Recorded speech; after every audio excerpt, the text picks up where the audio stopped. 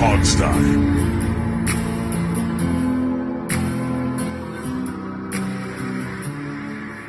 Hey, everybody, and welcome to the Hogside. No weird, loud introduction for us this week as we get into what I call the hypothetical draft trade silly season of the NFL offseason. It's like there's 3 weeks where the league is kind of quiet and fans just get stupid with like hypothetical trades. I'm mostly just disappointed that you didn't, goad me into doing some crazy noise at the beginning of the show like last week because it was really your fault. You and I both have had long days, Steve. We were talking about that. There's no energy for goading. Also, you were coughing up a lung just before. I don't want to I was trying to get the phlegm out of my throat so I could sound beautiful for the air. Yes. Thank you very much. And you've still been working on that after all these years.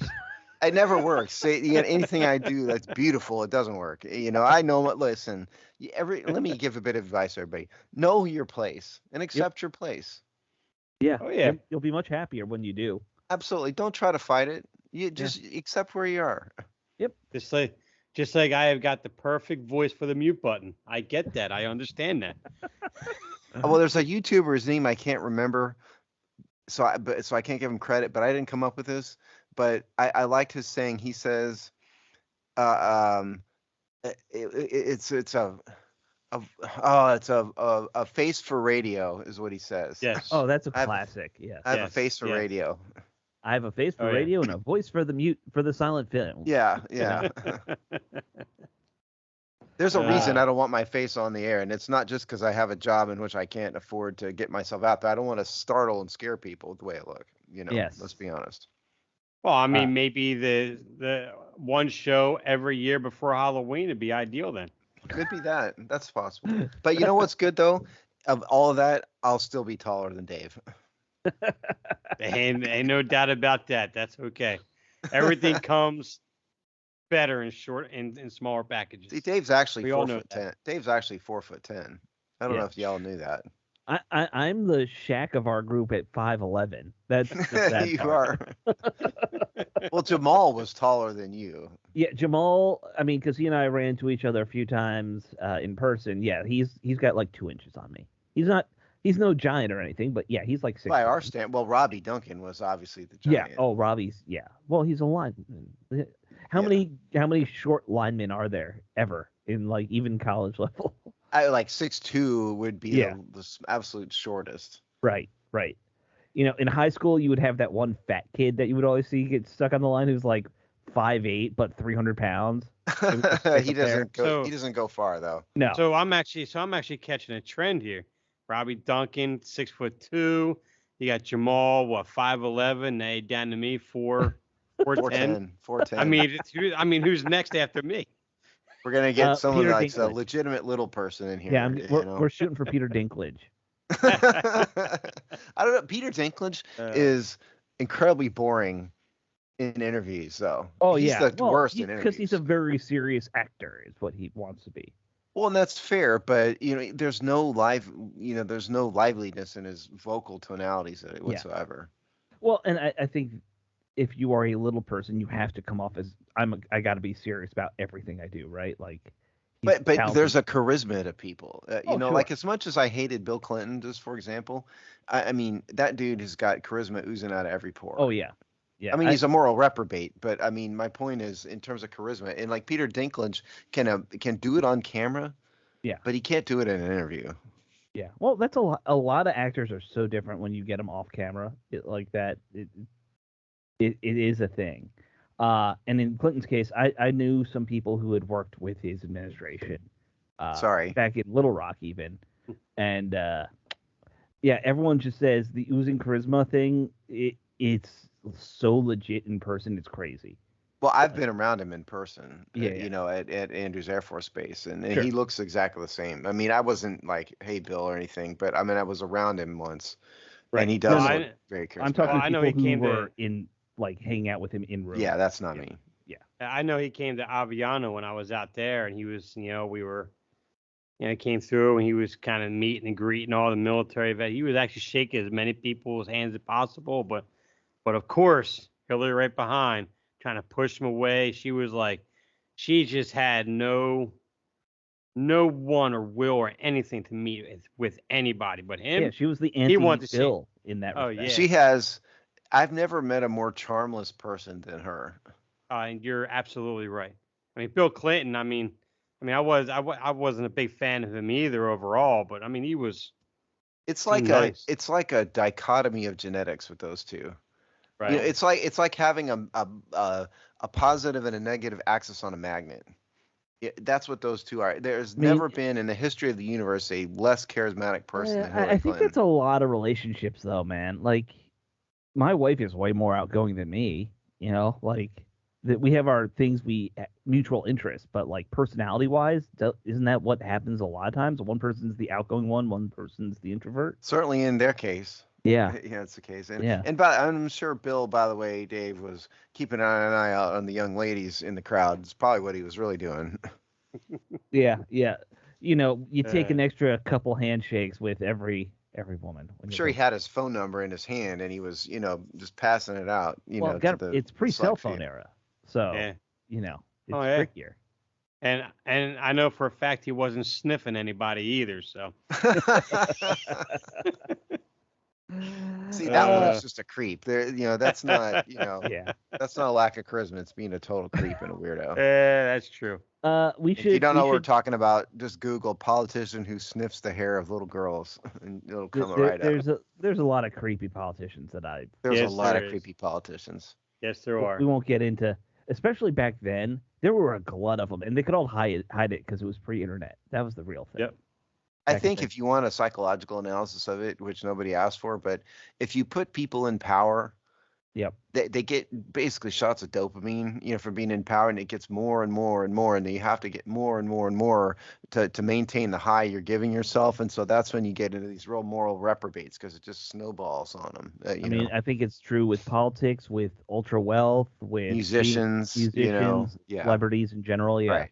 it's that same effect. Athletes Absolutely. like these football players, Yep. Yeah. Yep. Yeah. All right. So we should talk AV about some guys actual. with the Department of, Yeah. Education. Yes. Because the AV industry is known for having tons of. I haven't had a female coworker in like 9 years in my industry. Like it doesn't happen. Uh, it's a very single gendered industry. Sounds like you're discriminating on the basis of gender to me. No, we haven't had a single resume come across. Or a single Uh, resume you want to look at. well, I don't look at them. I would just collect Well, not them. you per se, but Yeah. yeah. Oh, I know. We should talk about some stuff. All right, some housekeeping stuff with the show to get us back on track a little bit here. We are changing our podcasting platform from SoundCloud over to what's the new one called? Acast. Acast. Yes, is the main reason it's cheaper. So we're gonna go that route. Well, and also SoundCloud, the level we were at SoundCloud wasn't. They changed their levels. It was no longer conducive to really, Right. They changed their terms of podcasting. service. If you notice, that's why we only have 3 shows up at a time, because they wouldn't let us store everything up there anymore. So we're gonna make this move. You'll start seeing the shows build back up. I'm not going back and putting in all like No, 800 shows. no, of course I not. don't have that time. but now the show will be on SoundCloud again. Just Yes. let's be And clear. So the show will be on all the platforms plus a couple new ones. Right. It's just that the hub will be Acast. yeah, So yeah. those So of if you who you are listen on subscribed, Spotify and iTunes, Yeah. you won't really notice. It's Right. for those people who listen directly on SoundCloud. I want to put this out there. right? So we're gonna get rid of SoundCloud probably in a few weeks. So just be ready if you're a SoundCloud listener. Go over to Acast. So tonight, so for this show, Alex, is it going to be on our? I'm gonna do both. Do both. Okay. Yeah, I'm playing it safe. You know me. Okay. I don't like taking unnecessary risks. You're an AV guy. No AV guy ever takes risks. No. Other than getting electrocuted, which has happened to me 15-ish times.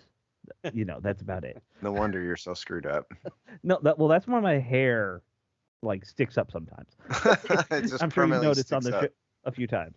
All right, so some serious news we got to cover though.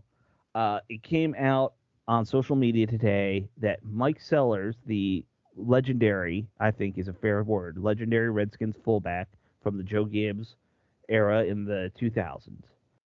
He is having serious health issues, heart issues. He's had 9 treatments for undisclosed heart issue, and his things are pretty bad for him. His wife put up a GoFundMe. Steve has it on his phone right there. Yeah, let me read a little bit of it. I'm Yeah. not going to read it all, but and Alex is going to post the link to the GoFundMe on I the actually webpage. did it earlier. I can repost it again. Oh yeah, post it on the show. So if you want, it'll be on the show linked on the website when you listen to this. Okay, I am the wife of the greatest fullback that ever played the game in the National Football League. I like it. Redskins fans know him as the caveman. I know him as husband, father to our 3 beautiful humans, ages 13, 14, and a young adult. He's a running backs coach for one of the best high school schools in the nation. Says for the past 6 months, Mike's been in and out of hospitals in Tampa, in the Tampa area. He has received 9 separate heart treatments for his condition, and this has caused him to no longer be able to provide for the family. And so their goal here is to raise, I think, 100 grand in here, and that's not even going to get him very far. So he's going to need help. So certainly, in recognition of the fact that all of us love Mike Sellers, we all got countless pleasures out of watching him play football. Right. So those of you who can do it, please try to help. Yeah. And now, look, I'm not saying we all need to do what Joe Gibbs did. Joe Gibbs, Joe Gibbs gave $10,000. Yeah, Joe Gibbs gave 10 grand. I don't expect anyone in our listening audience to give 10 grand. I gave 0.1% of what Joe Gibbs gave. I think, if I'm doing my math right. I will give something. I learned about this 5 minutes ago, so yeah. I did not know this, I will give something. And there's most of these donations are, $5, $25, $100. Yeah. I threw $30. A tenner at it. Every little bit helps. Justin Tuck was in here at $1,000. Yeah. There's another name. There's probably more. I'm not going through all these, but no. There were several hundred donations when I looked. But I mean, look, we are talking an all-time great. I know I saw him at training camp when I was there earlier. They had him doing signature stuff. I got my Hogseye hat signed by Mike Sellers. Oh. If you guys remember that. So, like, that's why I will never wear it again, because now it's signed by Mike Sellers. Well, like, yeah. Right. There's Mitch Rails is in here. Jason Campbell's in here. So, okay. I mean, they've gotten the troops lined up. So, point is, I'm sure they'll get support, but if you're a fan of this team, I think you probably have some fond memories of Mike Sellers plowing over people for Clinton Portis. There's Alexander Zese's donation is in here as well. So yeah, it's a small one. Mine will be in here as soon as we get off the air. I'll do something. Steve's gonna go like 11 just to show me up by $1. I know I'm gonna show Joe Gibbs up. Yeah, no, I don't think anyone's shown up Joe. All respect to Joe Gibbs there. I mean, because that's what he is. We know. Yeah, and we're not asking you to give money you don't have, anything like that. It's not your family, but to those of you who can't afford it, it's a good cause, and Mike Sellers was an integral part of what we all used to love. So I mean, right. And talk about a great player. 11 years in Washington, went to Cleveland for that 1 year in 2001, and then the CFL, and then got brought back. That's a heck of a career. Well, and believe me, speaking as someone who had a heart condition, which I wrote about and talked about on the air, not anywhere near as serious, anywhere close to as serious what Mike Sellers has had. But my part was expensive, and he's had 9 of them, all of them which are much more serious than me. So they're racking up humongous debt. Even with insurance, it's still very expensive. Yeah, because insurance doesn't cover a lot of it. They think there's a lifetime cap on these things too, and who knows how far close he is to that. Yeah, exactly. But I think we're all rooting for Mike Sellers to come out of this healthy. If you pray, go ahead and do that. It's not my thing, but if it's your thing, go ahead and do it. No harm in it. So now I don't know how to. We'll publish the link, but I don't know how to identify it here on the title of it. I guess if you're going to search for it, it's says on GoFundMe. It's GoFundMe, and it says "Quality of Life for the Sellers Family." That's the title of it. So I guess you could search for that. Yeah. Right. Yeah, but I retweeted it from our Twitter earlier. So you can find it there too. And every beat reporter I think has tweeted it at this point. Our best wishes for a Yeah, speedy absolutely. recovery for myself. Absolutely. Yep, absolutely. Yeah. So that's the hard side of football, man. It's a rough sport, man. Like that. Like I'm sure the game took its toll on him, and that's part of what. Well, and to be clear, we don't know. No, she didn't we don't explain know. the cause of this, or even what the issue really is, just as a heart condition. So Yeah. Could even be genetic for all we know. yeah, That's we true. know. Who knows? But certainly, being a professional football player, especially a fullback, probably didn't help. No. And also being a human giant, because when I saw him at training camp, the man is still a giant. He's like 6'5", and his biceps are bigger than my head still. So You have a big fat head too, Alex. yeah, I do. And I was looking at him like, I don't have a tape measure, but I'm pretty sure. Just imagine a little short guy like Dave standing next to him. Yeah. Imagine being 4'10" and standing next to Mike Sellers. Next to At 6'5". one point, I was probably a little wider than him too. Probably at one point. I'm not talking about muscle either. So. Well, you must have been in good shape at some point in your life, Dave. Oh, You were in the Absolutely, military, yeah. Dave. I mean, you had to be in shape at some point. Oh, absolutely, sure. Just not anymore. But I've been retired from the military since 2018. So. Sure. I had my lapses. No. And it's not like you weren't just stuck in your house for a large chunk of that time doing nothing. Right.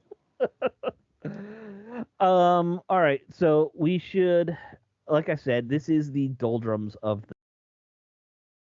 a lot of our free agency preview, our draft previews, this week, and I guess when does free agency really start, Steve? It's middle of next month, right? 15th Yeah, it's or something like March. that? Yeah. It's March 14th, I think, or something like that. Yeah, March 13th. The legal tampering period what I call the legal tampering period begins March 11th, and then free agency is March 13th this year. Oh, okay, March 13th. Yeah. All right. So not the Ides. We're just missing the Ides every time. The Ides of March. Do people know what the Ides are anymore? I don't think so. No, but that's a very Alex Cease thing to know, though. Yeah, of course it is. I'm a weird nerd. Of course I know history and the Ides of March. Julius Caesar, look him up. Important character in history. Julius who? Is that the guy? That's the guy who owns the pizza place, right? The Little Caesars? Yeah, he's a sponsor of the NFL. He's the guy. He's Julius Caesar. He's the guy who owns the pizza chain. Yeah, that's that who it is. I knew the pizza chain of the NFL now. There you go. I knew it was something that you guys should know. There you go. Yeah. All right. So we're all now well informed. Let's do free agency first. This week we are gonna, and Steve, you wrote it, right? The corner. No, our colleague Clint. Clint wrote it. Okay. No one. Well, no one. As we call it. No one. That's not Clint. Is somebody else. That's that is not who I was thinking of. No one whose name is something else. Right. Wrote this. Right. No one wrote this. They don't live in Tampa. The person who calls himself No One from Tampa. Yes. Whose name is not Clint, because that is someone else who works for us. Now, the first time, I'll just put this out. The first time I saw him posting on our Twitter, or not Twitter, our comment section, I thought he wrote Noon E from Tampa. I don't know why. Okay. Weird dyslexia moment for me. But everything's one word. He didn't put spaces in. That's it. All right. So this week we're covering corners and safeties and free agency. Yep. And so the gist of the Washington's corner group, kind of what they're facing here, in terms of corners. Well, Kendall Fuller is a free agent. He was their number one corner, such as it is, and he's had his issues. Everybody knows what they are. He has, and we'll get into this. He is one of the better corners on the market right now. Yeah, which may be saying something about the market. Yes, that's what I'm saying. Yeah. Right. Benjamin St. Juste only has a year left on his deal, so they really are at a point where they need some players. I mean, Emmanuel Forbes, I thought he drastically underperformed last year. Quan Martin was even more so. He got a little better at the end of the year. Neither one of those guys are worthy of the quote number one corner position in my view. So I think they need to sign somebody. But so let me just tell you what. Let me just run over some Let's list some names names here. and we can talk about it. Okay, and you're going to see this in the post that goes up later in the week, from no one from Tampa. But the top on the market: Jalen Johnson with the Bears, L'Jarius Sneed with the Chiefs, Kendall Fuller with Washington, Chidobe Awuzie from the Bengals, and Stephon Gilmore. Um, and then there's some other names: Steven Nelson with the Texans, Kenny Moore with the Colts, Adoree Jackson with the Giants. I mean, the name that sticks out to me on this list beyond Fuller himself is probably Stephon Gilmore. Sure. Probably the biggest name, but he's going to want a lot of money. I mean, Adoree Jackson, similar. Yeah. Yeah. Right. Yeah. I don't think we know how Washington's going to approach this group because we don't know how the new coaching staff really views Emmanuel Forbes. Do they really see him as a bust? Do they think he's not a bust? If it were me, I wouldn't be high on him, but I mean, we don't really know. So I take the I think that they're going to give themselves time. It's impossible for them to evaluate if he's a bust just off of what they saw. They're going to have to get and spend some time with him. And it's not like you're going to cut the guy after 1 year. He's a first round pick. Nobody's talking about that. You got to try and wolf him out. But I think the hope was with those 2 draft picks initially. Okay, we'll get rid of Kendall Fuller. They can't get rid of Kendall Fuller now. Well, Kendall Fuller is not on the roster. Okay. No. They can't, but they got to try and bring him back. Is my point. I don't. But if you thought you could get Stephon Gilmore, wouldn't you just let Fuller walk? I would. I mean, if you're just looking at 1 year, maybe. I mean, Stephon Gilmore is 33. He'll be, he's up there. I think L'Jarius Sneed would be the prime target anyway. I mean, Kansas City, they're up against it with the cap right now. They have to decide if they want to re-sign Chris Houston or not. Mm-hmm. They can afford him. And L'Jarius Sneed, been one of the top corners in the league. He's going to want top money. I mean, I think right there, that's a guy you jump all over on right there, and just let Kendall Fuller walk. So I mean, look, I'm fine if they want to go that route.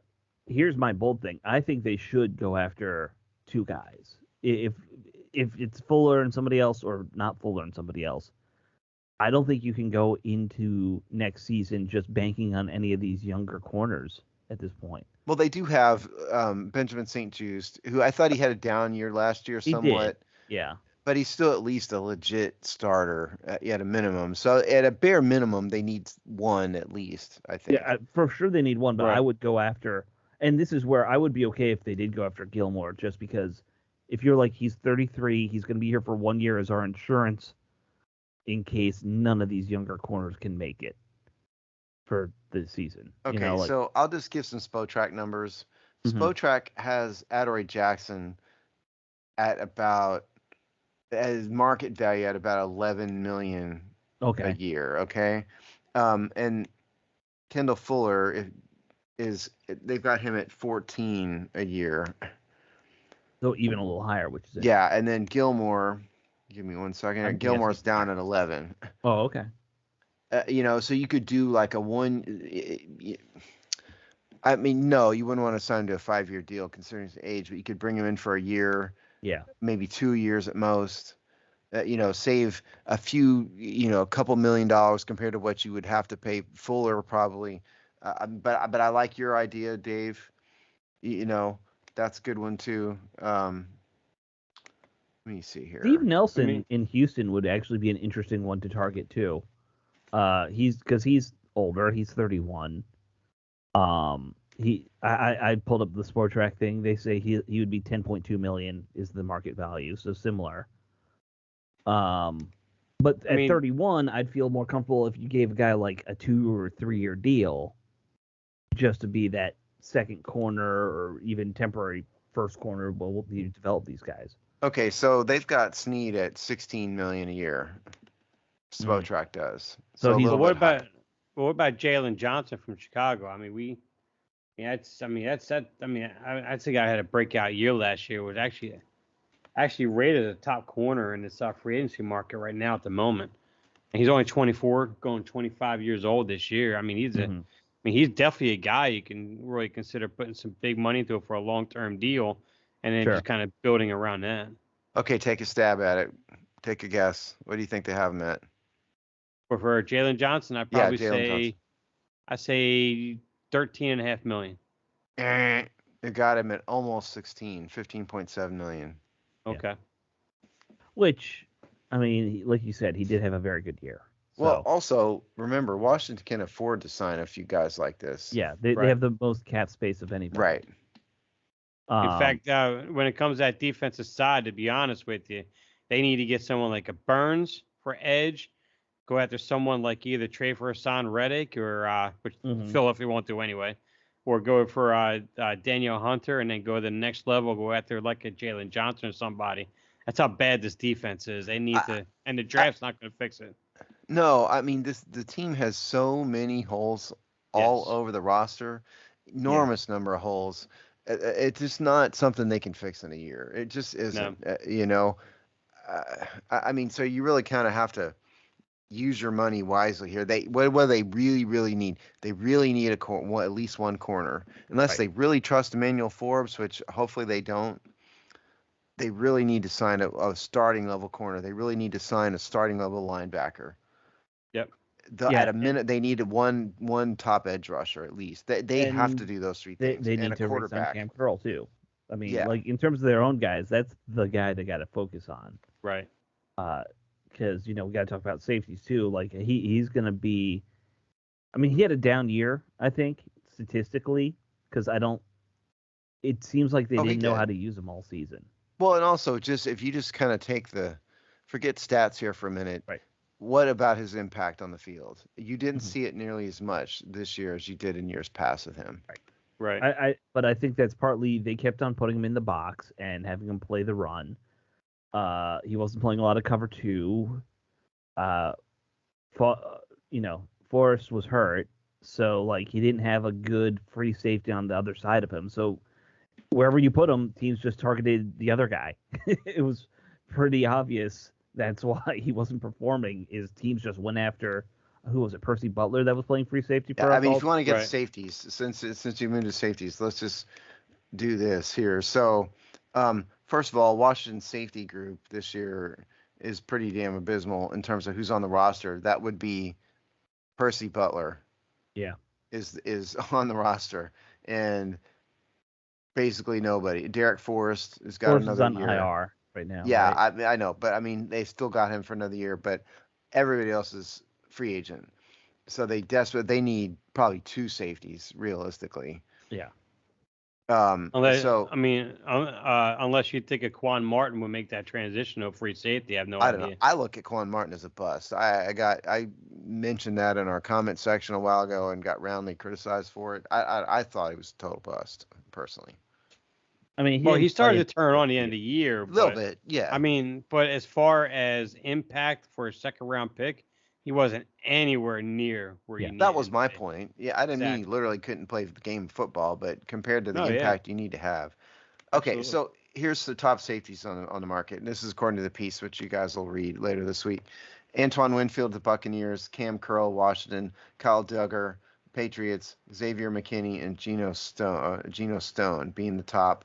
Some others, Jordan Fuller with the Rams, Julian Blackman with the Colts, C.J. Gardner-Johnson with the Lions, Tashawn Gibson with the 49ers. I mean, Antoine Winfield is the big, huge name, obviously. But he's going to command a truckload of money. Right. I mean, since I have Spotrac pulled up, I'm going to look at what their thing is because they're pretty good about that. It's 18.4 is what they're saying for Antoine. Yeah, that's a bit much. Yeah. By the way, they say Cam Curl will be 14.4 to re-sign here. I think they need to make an effort to bring him back. I do too. Yeah. He's a solid to very good player at times. If you utilized him right, and I don't think Ron did, he can kind of lock down that safety spot, that strong safety side at least for a long time for you. Well, this is pretty cynical, but also just think about the marketing aspect of it. I mean, Cam Curl, granted, he came from the other, the former leadership, but this is still a quote homegrown Washington D.C. player, somebody the fans like. The fans have always liked him. His dad's a little mouthy, but and so that's a guy I think that the fans can continue to kind of root for. Now he's not some like free agent in off the street.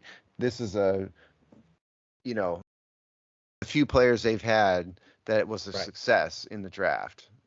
Right. And he's 24. He'll be 25 probably, I guess, by next year. Yeah. Like it seems like a no-brainer, I think, on paper to just bring him back. Let him work with the new coaching staff that's still very defensive focused.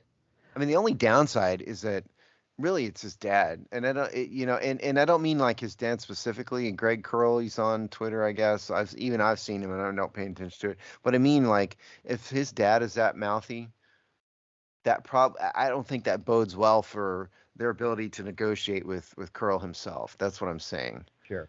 Because his dad may be kind of a proxy for the attitude that Cam has. And hey, get all your money. Don't get me wrong. What I'm saying is he may go highest bidder and not give Washington being first in line is what I'm trying to say. Yeah. I could see that. Yeah, and it's just me speculating, but that's what I take out of kind of the situation generally. So my point is they may not be able to get him. That's what I'm trying to say. Yeah, I mean, I'd be curious how that negotiation side goes. Obviously, I think almost every fan wants him here. Oh, of course. I would be fascinated to see how. I know they don't want to. They say they don't want to play a cover 3 Legion of Boom style defense. He would be so good in the safety role in that kind of defense. Because he is a cover 3 strong safety if you ever saw one. Like playing that shallow middle would be perfect for him. I don't disagree with you. Yeah, I mean, I think it'd be great. I think he would definitely be an asset, and I think he's a guy who can really play a lot of safety roles if they have to. Yeah. He's just a quality player overall. Yeah. He's not going to be in the Hall of Fame. He's not a single high guy, but he can play almost every other safety role. I mean, he's not Sean Taylor, but, No. nobody was Sean Taylor. But he's a quality player, and they got him in the 7th round of the draft. Keep him. Yeah. I'm trying to remember the name of the safety in Atlanta when Dan Quinn was out there. He was kind of like that hybrid linebacker safety type of player. And the way that Dan Quinn utilized him, I mean, and it wasn't like in that Buffalo nickel style that we're talking about here either. It's just, I mean, the roles that he played either in the run, as a zone, almost like a slot corner type of thing, whatever. I mean, the roles that he played on Deion Branch, that's his name. Deion Branch. Okay. Yeah. Yes. Yeah. And, he fits that role because Deion was never fast enough nor had the range to play a single high, but he was real good against the run. He was excellent in the zone. And that reminds me so much of what Cam Curl can do. Mm-hmm. And I think that's something what ultimately brings him back. I think Dan Quinn certainly is going to want him to anchor that secondary on that defense. Very likely. I think you're probably right. So that is, we've got a lot to do here in the show. So I think that covers the corner safety group. What do I think Washington's going to do here? Again, I think they've got to sign at least one starter as a corner. They have to sign it, and they should make every effort to re-sign Cam Curl. But in absence of that, they'll need to bring in another starter because they cannot go with the group they have, and they can't go on the cheap. They've got to sign. They're going to have to spend money on 2 players in this group, I think, at least. That'd be my wrap up for this. Yeah, I would be A-okay with 2 corners, bring back Curl, and then they need a little more depth at safety. Right. So if they find somebody else who could be a good role player on the cheap, go for it. And that's the one brutal aspect of this roster construction right now, because this draft on the top end, you've got to attack that offensive line because you got a lot of really good, especially interior linemen. So it's like, by the time you iron all that out, all your safeties and corners, all your legitimate starters, that could be sort of within a year, 1 or 2 are gone. They're off the board. Yeah. And it's just a shame because you have to focus on the offensive line. We really do. Yeah. On that draft. Well, they need a quarterback, and so they need. After that though. Yeah, there's just not. They just don't have enough. Yeah. They need about 4 number 1, first round picks. Yeah, they really do. Right. By the way, I would also be A-okay if they did just bring back Jeremy Reeves because he was a good special teams ace, and when they lost him, that you saw a difference. Oh, I think he'd be, fine. I don't mean to suggest they shouldn't bring him back. I just meant like big money, like starter level guys. No, Right. no.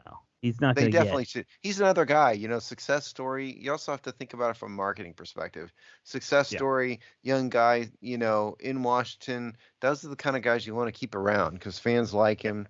They're more apt to He's going to support be. your team. He's going to be 27. It looks like so. Like he's on that point where it's like this is his last real deal. He'll probably get as that special teams role player. Mhm. Not to knock the guy. That's a successful career. If you make it to your 30s, come on. Oh yeah. I watched that video of him getting told about the Pro Bowl like 5 or 6 times. Yeah.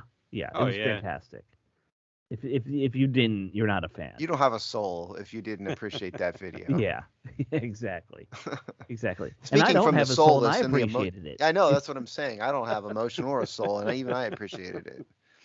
I don't have sympathy for humanity at all, and I thought that one was great. Yeah. All right, so let's move on. We got to talk about the draft too, and we're going to be doing a pretty big group. You lumped D-line together, Steve. I did. Originally, I was not going to do that, and I realized that talking about the interior D-line and the draft is probably not that interesting right now. So if they draft a defensive tackle, I think some people would actually get. There'll be a revolt. Even if it's in the 7th round, I think people would be upset, honestly. But see, like Ron Rivera would do it, Yeah. would Ron absolutely Rivera do it. would draft one with his 2nd pick. He would. Yeah. He would trade back to get an extra early round pick to get 2 of them.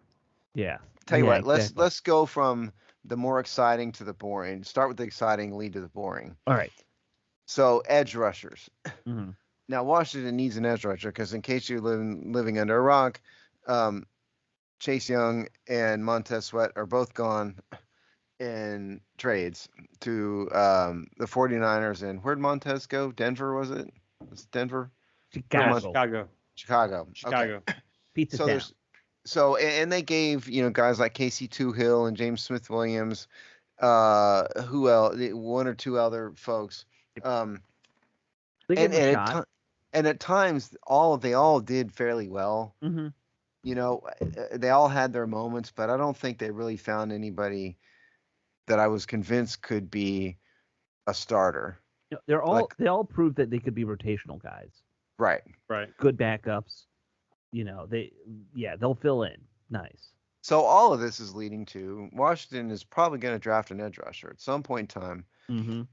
Now they'd have to be idiots to draft one in the 1st round. They're not going to do that. Right. But let's just start at the top here. It's on this, by the way, in case I didn't mention it before. We're gonna every week we do this on the show. We're also gonna have a write up, on the website about it. And our buddy Nolan from Tampa did this one too. D line is kind of his thing. So Jared, I'm just gonna read a few, and you guys can comment on them.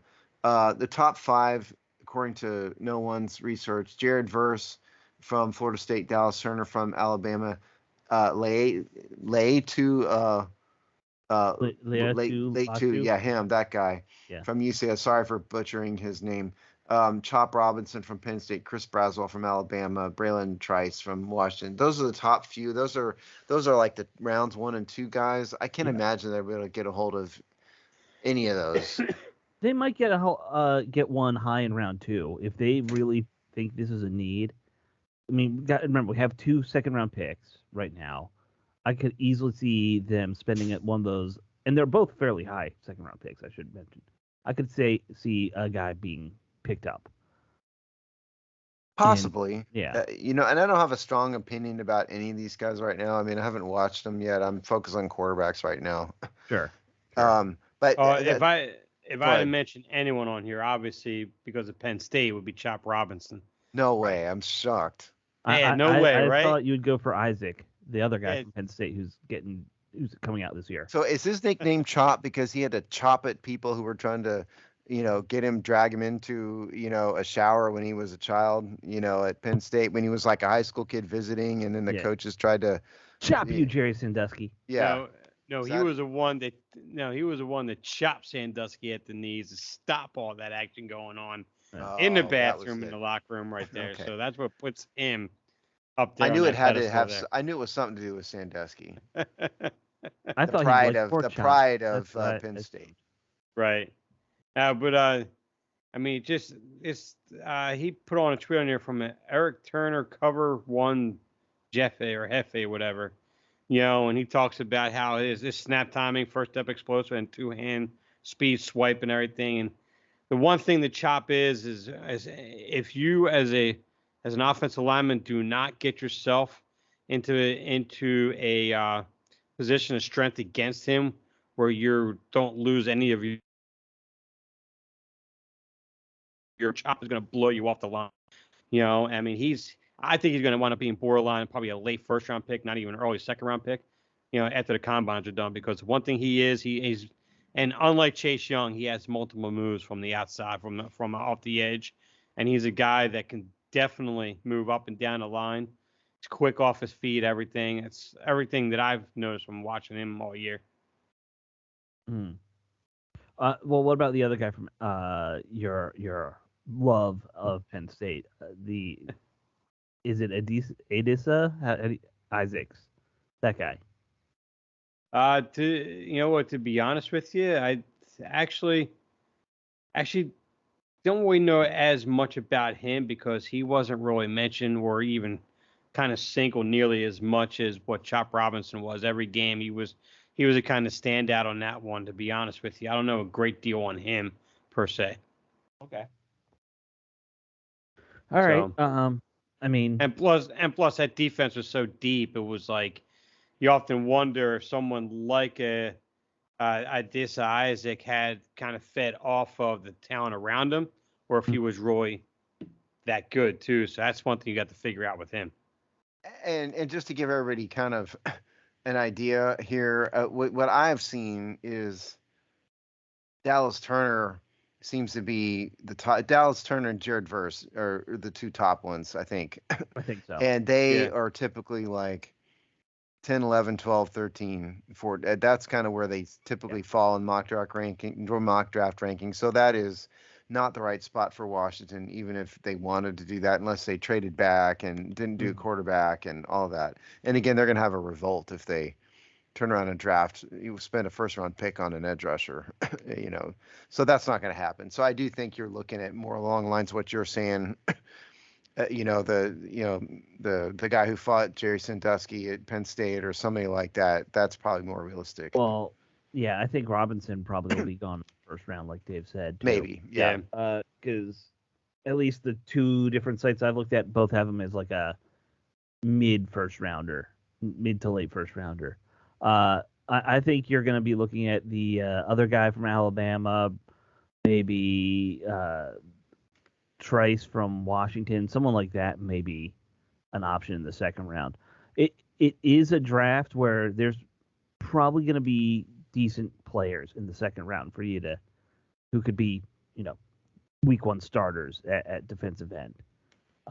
If it's a priority, that's where you're going to grab one. I don't know if it's as deep after that from what I've read so far, but I'm not going to pretend that I've watched all these guys and that I know any diamonds in the rough. I'm not. Hey, I got a newsflash for everybody. I mean, one of these guys is going to be a week one starter for Washington, without a doubt.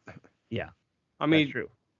Right now, free agency is going to really kind of give a tip of the hat. If they go after and get someone like a Daniel or Brian Burns, I mean, right now they'll probably do like a mid-round edge rusher to help on a rotation with KJ Henry and Tuhill and so forth, just to kind of keep the rotation going.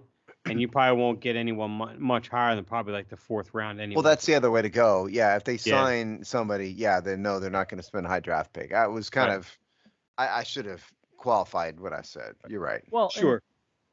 We did hear from Dan Quinn that he's going a little more mad scientist this year with what he wants to build. We don't really know what he's looking for, even in like if he's moving away from the 34 Seattle Legion of Boom thing. Well, okay, so what are you looking for now? Dan Quinn has always been a 4-3 guy, though. Really. Yeah, that's what I'm sorry. Yeah, 4-3. Yeah, that's what I meant. Yeah. We don't really know. We said that last week. We don't really know because he hasn't really said. So right. some point Right. he'll have to clue us all in. Right. Is he like for all I know, he might look at defensive tackles and want just like 4 beefcakes on the front 4. Yeah, why Think not? Dan Quinn is looking for beefcake. I mean, mean, that's he really looks more like of a a man who personal. eats a lot of beef. He It's a does. personal preference, I mean, I don't know what his thing is, and that's fine. Oh, you're talking about food. Oh, never mind. I was also talking. I could talk about both things. You could talk about beefcake too, huh, Alex? Yeah, I could. I You're could the go guy back. who was living with Mad Ionitis, Or alternatively, I made all that up, but we'll see. I don't know. Yeah. One of those things. Yeah. Do you want to quickly go over the defensive tackles, even though we know we're not going to take one? Yeah, because we're saying this, that's going to happen. Yeah, so I like I said earlier, I rolled defensive tackles into this because surely to God, Washington isn't stupid enough to do this, considering who they have signed up and all of that, and Jonathan Allen and Deron Payne. But because we also just like to preview the draft, because you guys, like the draft, we like That's the the whole draft. point. Yes. Yeah. Right. Let me just read some names here. Jerzon Newton from Illinois is probably the top guy. Byron Murphy the second. Devondre Sweat from Texas. Both those guys from Texas. Leonard Taylor the third. From Miami. Mason Smith from LSU. Those are the first and second round guys. Jerzon Newton is by far the number one in this group. By far, he's a 3 technique. Which means 4-3, as opposed to 1 tech, which would be like a nose tackle. That would you're talking 3-4. The guy from Texas, Sweat, is probably a nose tackle at 365 pounds. Yeah. Yeah, he's a 1 right. tech. So those are kind of the names. Again, we think Washington have to have lost their minds to draft him. Might even be a 0 at that size, Steve. Well, possibly, yeah, possibly. Yeah. Well, there's right. That's 0 tech is right over the center. Right. Just hog up as much space in the middle of the field. I mean, I find it hard to believe that a second rounder would have that be that inflexible, though. So true. he's probably not. That's true. By the way, because I'm just looking at the list of guys. There's a guy from Kansas who's listed at 245. That can't be right for interior line. There's no way someone's playing inside at 245. Well, I mean, we don't have that person listed on our. No, I'm just looking at one of the other sites. Oh, okay. Yeah, maybe they forgot to add 100 to that. Yeah. Yeah.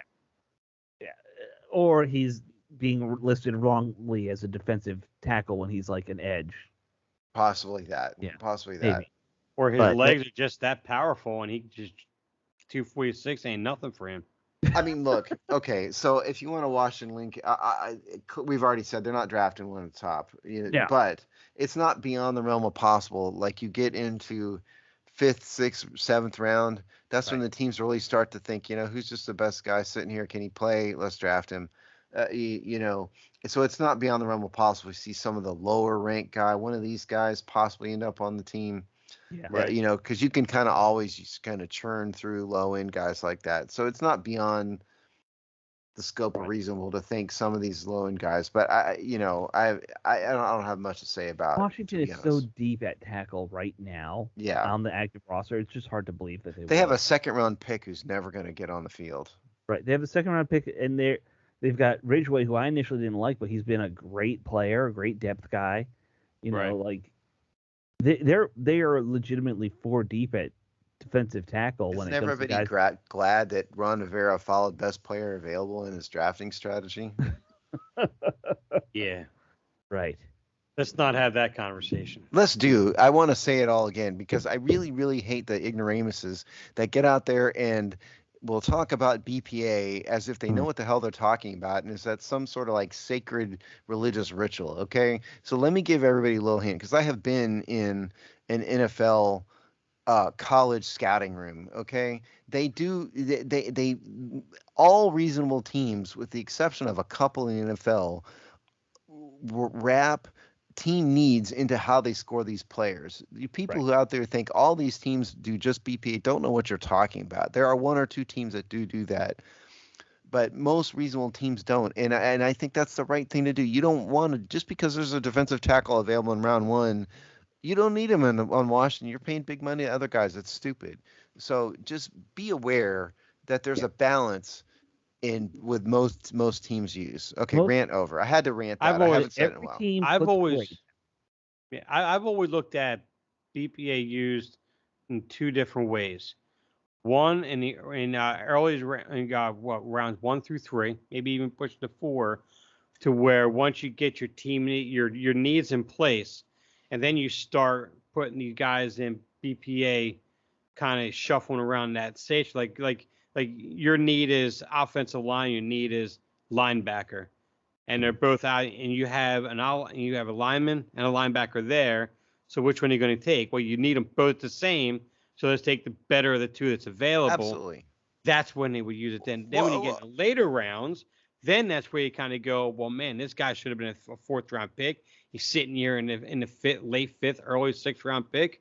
We don't really need him, but he's probably the best player on the board. Right. Let's make that move. I've never saw it any other way besides that. And I'm right there with you. And I'm Yeah. telling you guys, I have literally looked at it on a board with my own eyes, and I've talked to them right, about it. I told you I used to represent an NFL team. They took me through this place once, and that is what that team did. And I'm totally with you. I think you're 100% right. I sanction everything what you just said.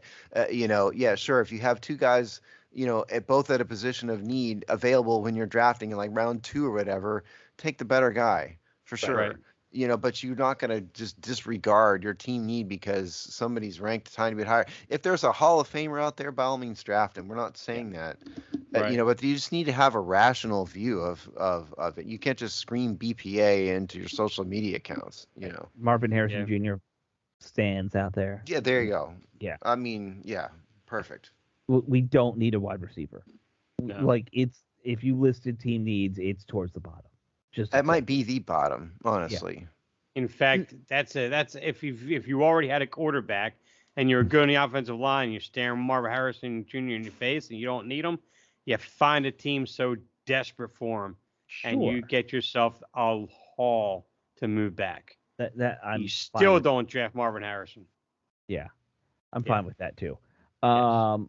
Yeah, I mean, there. Look, I think there's if you by the third round you haven't basically figured out your starting roster, then you probably screwed up in free agency at that point.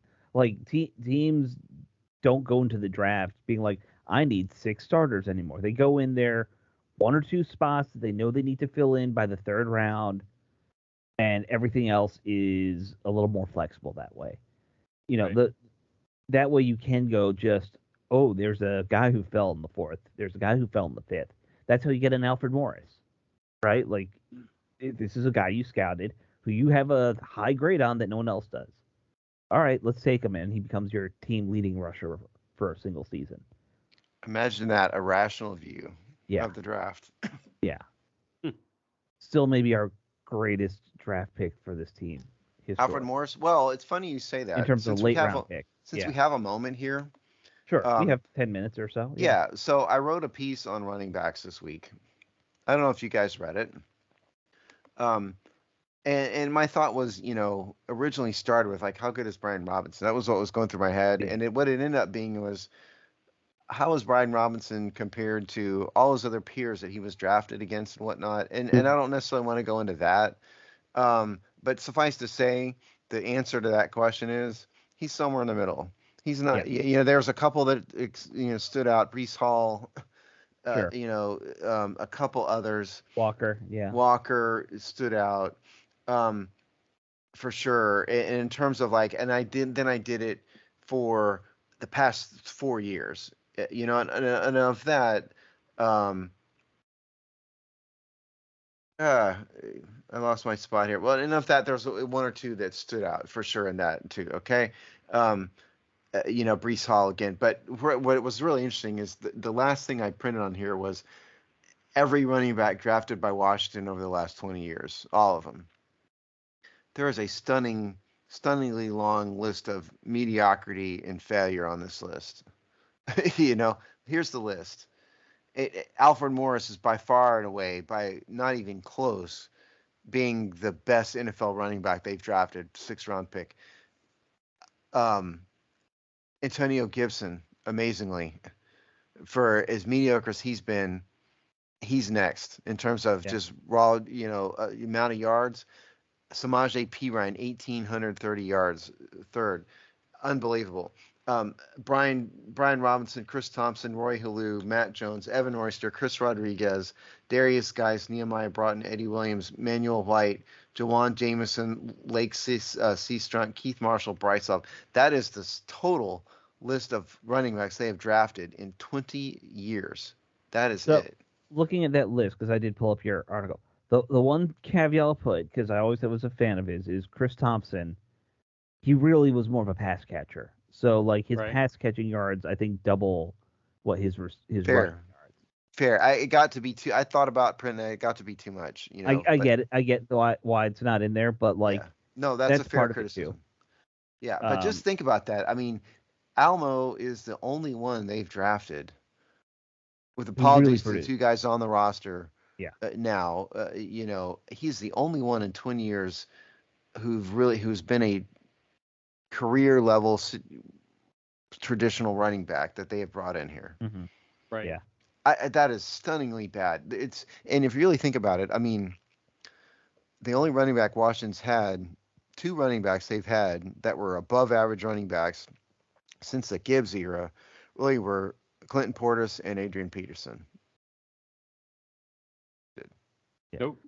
Well, the Portis thing though, like, I would kind of put a caveat on Peterson because Portis was here for a long time. Yeah, Peterson wasn't for sure. Yeah. To me, when you think about the modern post 2000 team, you can argue about Clinton Portis or Alfred Morris. That's about it. Who's your favorite? Correct. I was stretching the bounds of reality a little bit, but we had a decent year, like above average quality year of Adrian Peterson, like 1 year. We did get one and a half good seasons, I'd say. Yeah, but Morris and Portis are it. Yeah. And that is it. And that was really what I was trying to get across in the piece was like Brian Robinson is average. Yeah. Sorry he got shot. Terrible. He's average. Chris Rodriguez, I'm still high on. We'll see. But they have had failure after failure after failure. Matt Jones, remember him? Darius Geis, who all-time failures. Darius Geis. Yeah. Well, Bryce Love had talent, had injury problems. I like Keith Marshall in college. Didn't do anything. Didn't make the team. They just haven't done anything in running backs. Bryce Love is the perfect example of. Now it didn't work out, but what I was talking about with if you have a guy ranked highly and he somehow drops, give him a shot. I know he never got healthy, but if Bryce Love had gotten healthy, it could have worked out. It could have, and he could have been a stud because he was a stud in college, but then he got hurt. Yeah, I wasn't really upset about with that pick. I mean, I'm kind of the mind you always thought it was probably be drafting running backs. Oh, so you should draft a running back every year. Yeah. So which position in the last 20 years has been worse in terms of drafting? Running back or safety? They had Sean Taylor. I'm saying, yeah, but I'm taking Sean Taylor out of that equation. Well, obviously he was just. Though. I know. Yeah, but he fits that mold of Alfred Morris in a sense. He was that one impact player that we drafted. And granted, we fell into Cam Curl, who's coming in now, had one real good year. But you have Sean Taylor, you have Alfred Morris. Now, granted, Sean Taylor was on a Hall of Fame track. I get that. But you take both of those two out of that equation. We haven't. Who are the other players they've drafted? Ron Landry had some successful. Like he was a one-dimensional guy. He was more and he kind of not. I want to say ate his way out of the league. He weightlifted his way out of the league. Yeah, probably shot his steroids his way out of the league. We never had hard evidence. I was gonna say it, but allegedly. Yeah, allegedly. Don't sue us, LeRon. But he was productive for a couple years at least. Like he wasn't a total bust. He was here 6 seasons or something like that. Well, and in running backs like Gibson has been moderately productive a little bit. Right. I think Chris Rodriguez has possibilities. I mean, there was like 5 minutes. Evan Royster, we thought, had some talent. Chris Thompson, as you said earlier. So I guess I would, if you force me to pick, Dave, and you're taking Taylor and Morris out of it, I'd probably say they probably did better with running backs than safeties, probably. Right. Oh, who was the safety that Scott McLuhan drafted like in the 5th or 6th round that like was a stud, and then he hurt his arm so that he got like a nerve injury in his arm. Remember? And I Oh have no yeah, memory of I this. know you're talking about. I can't remember his name now. Great draft pick, and then he got hurt and never played again his rookie year. I actually on. forgot about him. Hold yeah. on. I always have data at the ready. Yeah. Okay, so you're talking Scott McLuhan, right? Yep. Probably his first or second. Well, he was only here 2 seasons. Yeah. Okay, so 2015. Yeah. Kaishawn Jarrett was drafted in Right there. 2015. That's Kaishawn it. Jarrett. That was him. Yeah. Okay. Yeah. Yep. That's it. Oh, there was a guy who could have turned into a star. Yeah. He would have been another Cam Curl type. And for those of you wondering, whatever happened to Kaishawn Jarrett, because you all are. Yeah. He's coaching now. Yeah, he was a coach in Washington for 1 year. Then he went to Virginia Tech, defensive backs coach at Howard, Mm-hmm. which is where he is now. And he was an executive of some type, assistant director of player personnel at Virginia Tech. But he's at Howard University right now as the DB's coach. So So he stayed local. That's there nice. you go. Yep. Yeah. Great player. Shame what happened to him. And what you're talking about is this is a Wikipedia entry. I looked this up on. Yeah. So, Wikipedia is always right. But it says he suffered severe damage to his brachial plexus during a helmet-to-helmet collision with running back Darren McFadden. And then that's what ruined his arm strength. It screwed up one of his arms. Yeah. Like a nerve thing in his arm. Yep. I can't believe you guys remember that. Congratulations. This is what being a fan is. It's remember you see this all the time. It's guys can just be happy sitting around saying, "Remember this player," and Right. And Yeah. of course, We my built it favorite in- name for built our a entire- safety is of course Bakari Rambo. yeah. Oh Well, yeah. But Yeah. we built an entire website based on that premise, Alex. I know we did. It's a fantastic premise. We named the website after that, the Hogsty. Yep. That was the plan. That was the idea. So I'm gonna switch, Dave, to answer your question. I think we've done better at safety than running back, because I Okay. think there have been enough good safeties they've found and guys who've contributed on special teams and stuff like that. They've both sucked. Can we agree on that much, though? Oh, they're not elite in either. No. Yeah. They're bad, really bad at both. That's Right. I mean, if you want to say what the real worst position, other than quarterback, which is the obvious answer, right? Like, I'm gonna say linebacker. I was thinking that too. Yeah. they've been really terrible at linebacker. Yeah, it's been That Rocky might actually McIntosh. be their worst position. They actually haven't drafted a ton of linebackers either. Yeah, Rocky McIntosh and Davis, and that's about it. Like in terms of quality draft picks in the last 20 years. Are you Right. going to call Rocky McIntosh? I guess he was somewhat quality. I guess that's fair. huh? Somewhat, yeah. By Washington standards. We're at setting a least. bar, Steve, and it's not high. It's pretty low bar. I think Dave and you could maybe step over it. Yeah. Well, even Dave is 4'10", and even he could step over. That's the yes. That's what I'm Actually, saying. Maybe Yeah, I'll well, have to do the history of Washington drafting in linebackers this week. Maybe that'll be my next column. Yeah. Maybe that's a whole piece of why are they so bad at drafting how bad have they been at all these positions? Okay, real quick, we'll go over this real fast. Yeah. Okay, they did not draft a linebacker in 23 No. or 22. Damon Davis was the only one in 21. Mhm. Khaleke Hudson in 2020. He kind of had not really, no.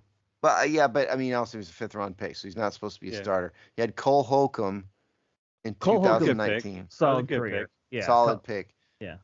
Sean Dion Hamilton, remember him? 2018, Yeah. 6th Yeah. round, didn't do anything. Josh Harvey Clemens, who is listed as a linebacker, but seemed to be kind of a hybrid More of linebacker an edge safety guy, type. Yeah. Ryan Anderson was the guy they drafted in round 2 in Disappointment. 2007. Yeah. Disappointment, yeah. Stephen Daniels in round 7 in 2016, Mhm. in 7th round. Fan favorite, but and depending on what you want to call Stuart Cravens, he was a humongous, train wreck. I consider him a safety. I don't consider him yeah, a probably so. And by the way, because we'll get to them, the Kerrigans and those guys, the 3-4 edge rushers, I don't. They're I'm not edge. I'm not calling Yeah. them linebackers. Yeah, like Garakpo. Yeah, and I'm not going to Yeah. go too farther back here, but Martrell Spate was in round 5. So the point is, and then Trent Murphy is listed he's as an a edge guy. linebacker. He's yeah, so Yeah. I don't count him. So they really haven't, other than Jamin Davis, they haven't really drafted a true linebacker at anywhere in the top of the draft, No. except for Ryan Anderson in a Yeah. really long time. Well, you remember the year they drafted Davis? I went and did a deep dive and found out that in the 90 some odd years or whatever it was of drafting, that was the first time they took a middle linebacker in the first round. That's right. Yeah. That's what I was kind of looking for here. And yeah, I'm all the way back to 2006, Rocky McIntosh. Yeah. Yeah. That's the next Great one. name. So, decent linebacker for a couple years. Rocky McIntosh, Ryan Anderson, Jamin Davis. Yeah. None of whom ever made it. Jamin, we'll see on Jamin. And Anderson, another guy who's kind of more of an edge. He wasn't a speed rusher edge, but like he was supposed to be that. So there you go. So linebacker has been truly atrocious too, is the point. Yep. I would say that's the worst. But there's a lot of bad. You could really rank a lot of this thing pretty low. that would actually be a fun little ranking. Where have you been the worst at drafting? Maybe that's my next call. Maybe I'll do that. That's a nice positive thing to write about. There you go. Yeah, there we go. All right, guys. We have gone over time. We buffered. We buffered successfully. So congratulations. We had to talk about what would we do? What we vamp on in the beginning? I can't even remember what I was babbling You guys about. yelled about Bill Clinton. Oh yeah, that's right. We had to vamp about Bill Clinton, but you know, we got there. Yeah, and his lovely wife. His lovely. I could tell you some stories about her. Yeah. Not going to on the air. No, not on the air. All right, guys. We will talk to you all next week. Later. See ya.